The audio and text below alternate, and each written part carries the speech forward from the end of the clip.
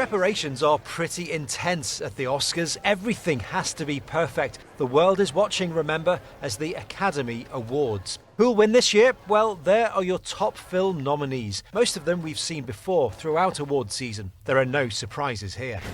The Revenant is expected to do very well. It is up for 12 awards. It took 3 top ones at the BAFTAs. Alejandro Inarritu hoping for Best Director for the second year running, maybe Best Film too. Although it's up against Steven Spielberg's Bridge of Spies. Not seen as a front-runner, but this is Hollywood. Anything can happen here. And there's the Best Actor nominees. Leonardo DiCaprio is there. Despite barely speaking in the film, The Revenant could score Best Actor for him. The feeling is this is his year. Although Spotlight's Michael Keaton is also a name being mooted. His film seen as a quiet contender, a look at journalists who exposed paedophilia within the Catholic Church. As for Best Actress, 5 to pick from, including Hollywood's highest paid female star, Jennifer Lawrence. But Brie Larson stole ahead at the BAFTAs with Room. She is likely to take the same accolade here.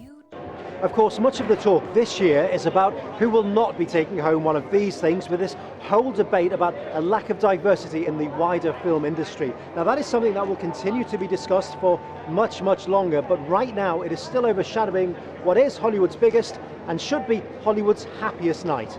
Is definitely going to overshadow the actual outcome of who wins and who's in it. It kind of has just shown up all of this for, and I say this as someone who loves the Oscars, but how trivial it is, you know. But at the same time, I don't think that's going to keep people from being in a celebratory mood.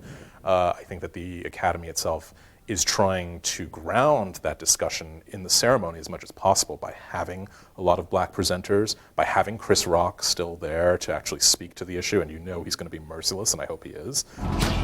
Creed is another film that ties into that very debate. The film, about a black boxer, has been criticised for giving the nomination to the white man, Sylvester Stallone. It is 39 years now since he was nominated for an Oscar for playing the same character, Rocky. Until that red carpet has been cleaned 100 times and it's been worn thin, nobody really knows which way it can all go. But that is part of the excitement. You never know how the story will end. Phil Lavelle, Al Jazeera, Los Angeles.